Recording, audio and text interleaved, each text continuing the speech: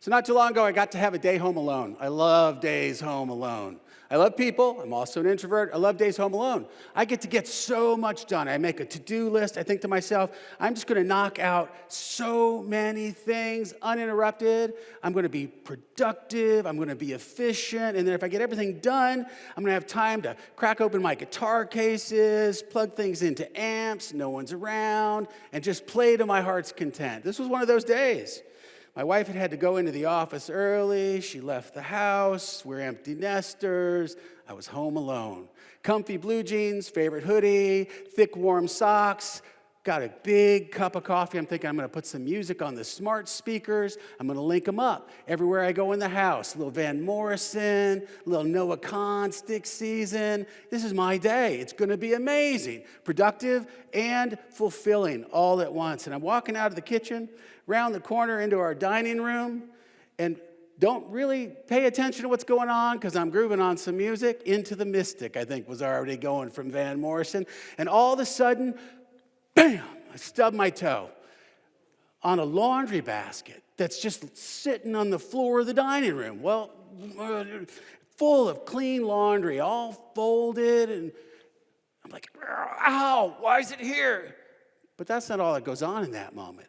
I come around the corner so fast because I'm dancing to the music. When I stub my toe, I spill my coffee. Not just some of it, all of it, the whole cup out of my hand, upside down, onto the beautiful, clean, folded laundry. And now the day's not looking very auspicious. I thought, okay, so this wasn't on my list, but I guess laundry is now a part of my day. Picking up the laundry basket, down to the basement to start the load that smells like coffee and cream and all the possibilities they could have had for me. I'm starting the laundry, and before I even get to push the button where it starts shooting the water into the dirty laundry, I hear the sound of water dripping in my basement. And I'm thinking to myself, okay, it's really hard to close that one valve. Is it this one here on this wash basin? No. There's a bathroom in our basement, unfinished basement, the oddest thing. It's like a 1970s toilet that's just hooked up in part of the basement, not very private. No one uses it. My kids have been afraid of it since they were small. But I walk in there, and I'm like, what is it? And there's water on the floor because all of our bathrooms are stacked in our 100-year-old bungalow. And something is coming down through the wall on the pipe and dripping on the floor. And I'm thinking, great, this is wonderful. This was on my list for the day. So I find a bucket because this is how I operate. I still have to go get the laundry started. And I put the bucket as best I can, wedged against the wall on top of the brown toilet under the leak. I'm like, this could be good for 3-4 hours, maybe days. I don't know. I forget things. Hopefully I won't forget this. As I walk out of that sort of partly handled situation, I'm sure I smell natural gas, like not the normal amount. And I'm like, oh my gosh. So I go over to the water heater. I'm like, no, this seems to be going okay. I'm like, oh my gosh, please don't be heating oil. We have a 100-year-old bungalow. We have 2 heating systems. It's an unconverted duplex. We got like all kinds of different furnace stuff that runs air pressed into the first floor, but it's an old boiler, from 1924 with those big tanks of heating oil. We used to have 2. In 2022, one of them just decided to give up the ghost and filled the floor of my basement with heating oil. So now I'm thinking to myself, what if it's the other one? What if it's that other heating tank and it's full of oil and it's gonna, and so now I'm getting a little panicky, a little worried. This is the sort of day I'm gonna have. So I'm thinking to myself, I gotta go write a note to myself to check that tank for its integrity. I'm walking past the laundry machine. I remember to turn that on. I'm trying to remember there's a bucket in the downstairs bathroom, and I need to call somebody about that as well as this other thing that might possibly happen someday because I caught a whiff of gas, which isn't heating oil, but was very suggestive to me about what could happen next, right? So I come upstairs, and I'm walking toward the dining room to begin to go to my list, which was going to be there, and I was going to start to add these things, and I find all of a sudden that I've stepped in something where the bottom of my foot is soaking wet. My super socks are super soaky. It's because the coffee I spilled didn't just go in the laundry basket. It went all over the floor. And now I have a wet sock, which is troubling me a little bit, So I'm like, okay, I'm going to go get some socks because I can't work like this. This is not how people concentrate.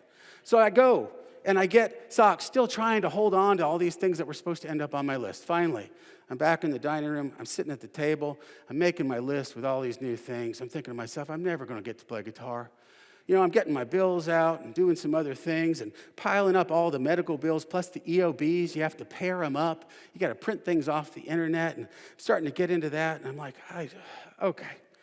And as I'm opening bills, I come across a bill of a medical procedure that I was promised was covered, but turns out to be not to be, and isn't the little one. I'm like, oh, really? I mean, we're a pastor and a nurse. Our budget's pretty precise, And I've already got the problem with the plumber and the heating oil tank, and now I've got this. I open another letter. It's from the college that my younger daughter goes to, and in their infinite wisdom, the board of directors has gotten together and decided that they need to charge more. And so they've sent me a letter to let me know. Can they do that? I mean, when I signed her up for this college years ago, I was already feeling like they were pretty well paid. This is going to be great. And they can just get together and up things? I mean, how does that work? Are they giving students magical pens? Are the chairs made of gold? What's happening at this college? And I'm thinking to myself, it's a lot. Maybe what I should do is just take a break. I'm going to go play guitar now. It'll change my spirit. I know, I'm not done yet. I'm going to break out the big gun, my Martin 0018. That guitar could soothe the soul of a demon. It's going to make me feel better. I get it out of its case, put the strap on, hang it over my shoulders. It's out of tune. I can handle that. I have a terrible ear, but a great tuner. I put it on there, start tuning, tightening up that third string. Boing! The string breaks on my guitar. It's happened like 3 times in my life. On this day it happened. And by that point, I am gone well beyond muttering under my breath. I am stomping around the house, and I'm cussing out loud. There's nobody there, but it got my goat, and it was more. And I thought to myself, whoa. Life is full of difficulties. All kinds of difficulties, little things. You can stub your toe, you can spill your coffee, you can break a guitar string. Bigger things too. You can be opening bills and find out that the bills are more than the money you have, or you can be walking around your house and there are just things breaking and falling apart. You can get a message from someone that you know who's doing poorly. You can have problems in your relationships that are emerging in your relationship with your kids or your parents or your spouse or your friends. You can either be working at a place you just can't stand, but you got to keep going there, or you can lose the job that you needed, and you needed more than anything. I mean, there are all kinds of struggles and troubles and woes in this life, little ones, big ones. I mean, it kind of comes with the territory. Life has its good, has its bad, has its ups, has its down, but we do, as humans, come into these moments where all of a sudden we are just hit with either a lot of little things or a bunch of medium things or something just itself so big that it puts us in a place, difficulties, disappointments, struggles, sufferings, adversities. And when that time comes, what do we do? I mean, sometimes it's not just the difficulty we face, but it's because we all have those. But the question becomes, how are we going to handle the ones that we face in ways that are helpful, not harmful, are productive, right? What do? I was at a conference years ago. It was a leadership conference. It was on organizational leadership and family systems theory. Family systems theory is all about emotional intelligence. It was based on the teachings of Edwin Friedman, a family therapist, a leadership consultant, and as it happens, and interestingly to me, a Jewish rabbi. And so he'd been talking about all the ways that in systems of people there are these relationships and there are these values and there are these connections, and all of this relates to all of the ways that we live in the world and we address the difficulties we face, either together or alone. And the presenter at one point started to talk about the problematic approaches we humans sometimes have when we face difficulty, disappointment, or adversity really of any kind, when we start to come up against a problem that is too much for us or a series of them that accumulate and become more than we feel we can manage. And he described 3 of the problematic ways we respond to them as freaking out, acting out, and checking out. Freaking out was all about the emotionality that rises within us. And to be clear, emotions are good things. It's part of the beauty of being human and being alive. It's not about not feeling things. Whatever we feel, we get to feel. It's the fact that when we are in a situation of difficulty and the freaking out thing is coming on board, it's because the emotionality has taken things over. It short-circuited our ability to be reasonable, to see possibilities, to perceive the situation accurately. It gets in the way of our ability to be productive, to be resolved, to be collaborative, because we're feeling all sorts of things, sadness or anxiety or anger or irritation or despair. And the emotionality itself just overwhelms our ability to be what we need to be in that moment, freaking out. Not a helpful response. It shuts us down, doesn't open us up, doesn't move us forward. Sometimes all that stuff going on inside us, it spills from the inside out. And now we're into the realm of acting out. Before it was all this stuff that was short-circuiting or limiting us, and now it's coming out and stomping and yelling and cussing and cursing and looking at our situation and saying, oh, it's hopeless. Woe is me. It's always me. This is the stuff that always happens to me, right? We start acting out that way, or we start pointing our finger at others. Who's to blame? You know, who put this laundry basket here? As it turns out, I had put the laundry basket there. Didn't think of it at that moment, but I realized it later. And then all of a sudden, all the stuff that we're doing and saying becomes something that's affecting the spaces, the places, and the people around us. I don't think there are many of us that think, the best moments we have is when we get all angry and bitter and loud, and we cuss and we curse and we blame and we shame, and we go forward from that, and that was a good approach. That was a best practice. But that can happen to us because we're human, and sometimes things are overwhelming, and we speak up and we act out. But it becomes more problematic than helpful, and sometimes it leads to problems larger than the ones we began with. It leads to hurts. It leads to division and unrest. So freaking out, acting out, sometimes everything is just so much that it's too much that we check out.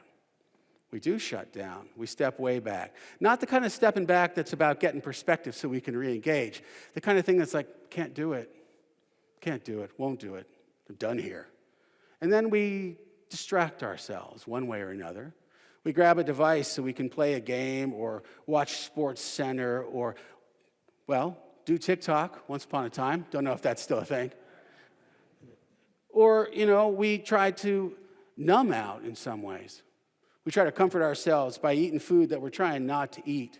Or we pour ourselves a glass of wine or a glass of bourbon and then maybe another one and then maybe another one just because we need it to help us get calm and get clear. And before we know it, we've ignored something that needed to be dealt with, and we've ignored it for too long. Whether that was a conflict in a relationship, a circumstance at work, a problem within ourselves or our lives, checking out just lets the thing fester and grow. Freaking out and acting out and checking out.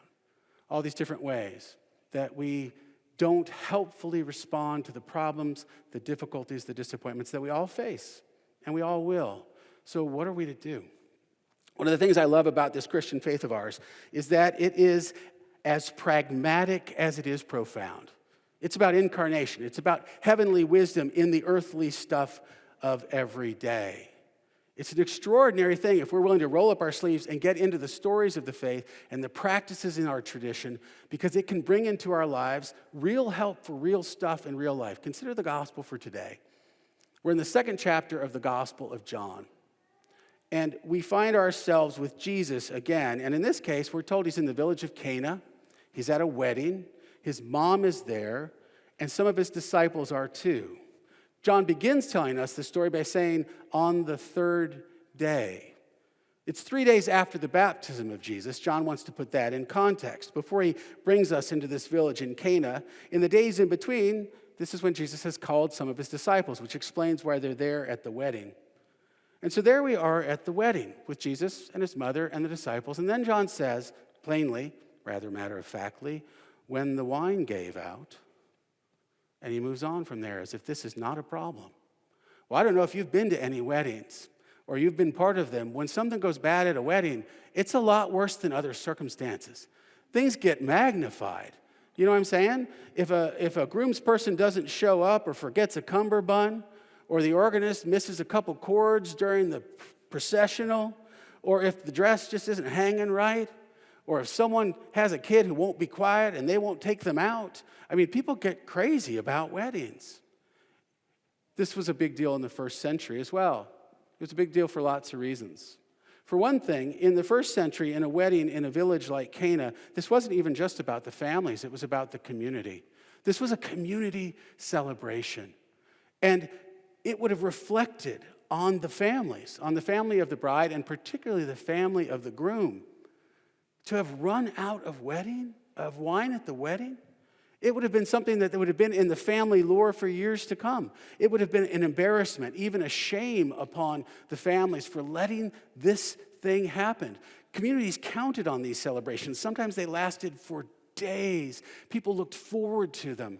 And here now, there's no wine.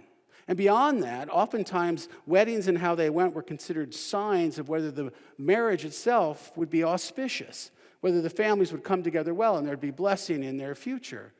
So this was also important and problematic in that way. You can imagine people freaking out, anxious, worried, disappointed, acting out. Who did this? Who was in charge of the wine? And what happened? And why would it go this way?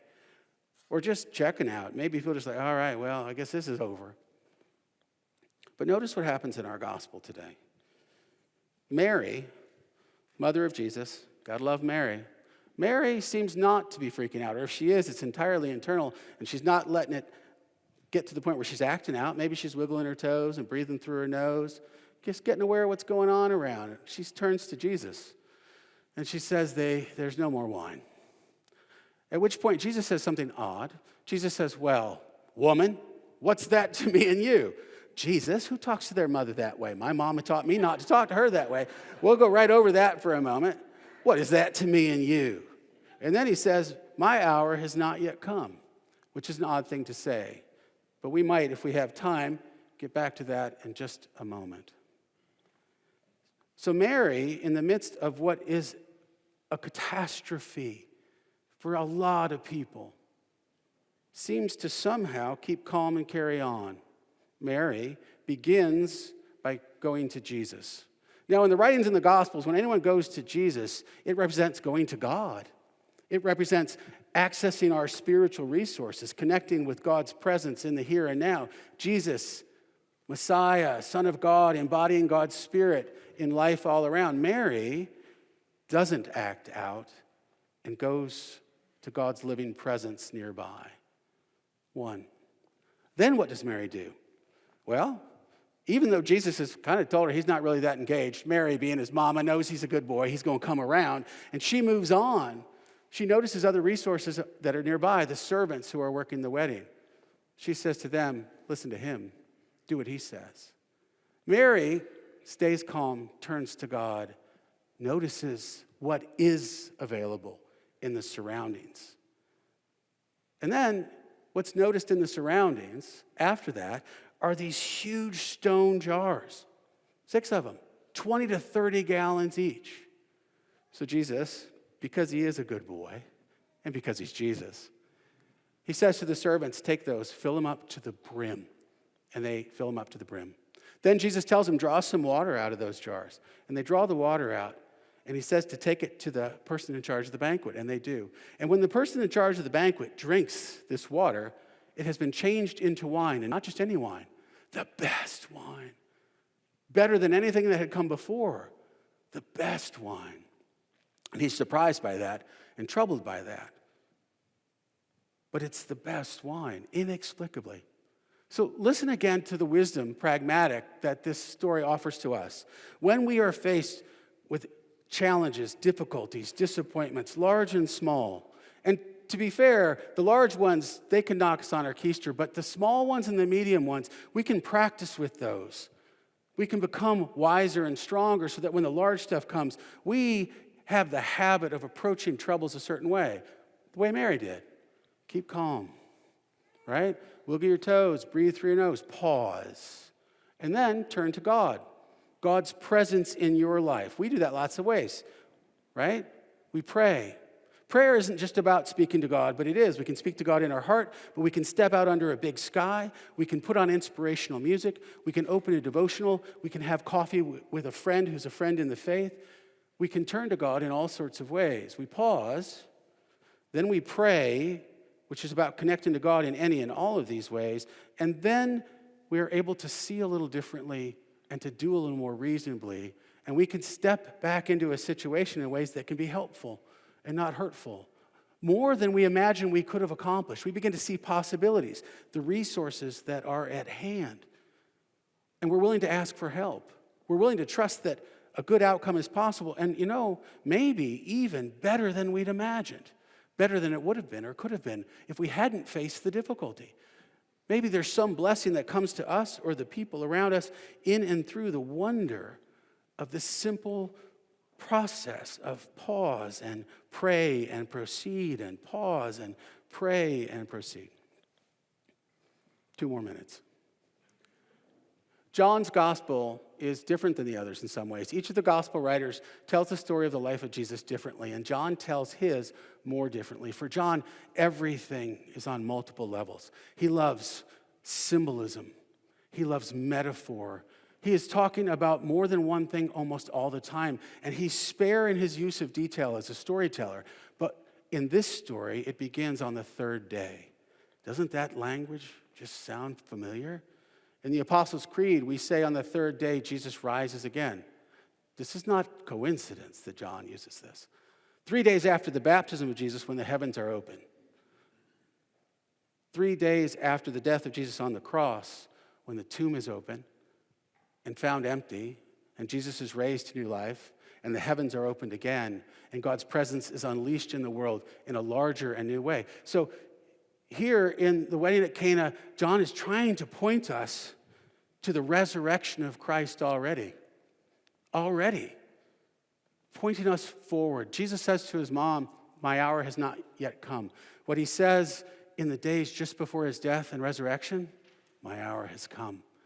John wants us to be able to step from the ordinary struggles of each day and have practical wisdom for living that life, but also to carry in our hearts and in our minds the great realization that God is stronger than all things, that this life is not the only life, that when we cannot see possibility, we cannot find the strength to step forward, everything is too much. It is not with the God of the empty tomb, not when we are a resurrection people. Not when in the here and now, God is present in ways that we can't imagine, but that can change everything for us. This week would be a good week as you notice the difficulties. Whether you stub your toes or you find yourself frustrated by the guy behind you driving too fast or the guy in front of you driving too slow or something harder and heavier, to remember this God we have and to pause, to pray, and then to proceed, and to remember this is the God whose love is stronger than death, whose love is stronger than everything. Please pray with me. Holy One, thank you so much. You don't leave us here to our own devices.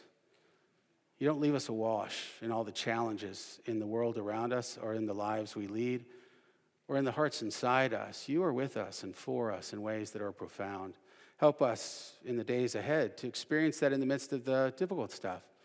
Help us to pause and to pray, connect to you, and then to step forward with hope and possibility, seeing what can be done in ways that are a blessing to the world. In your name we pray. Amen. Please stand for the hymn of the day.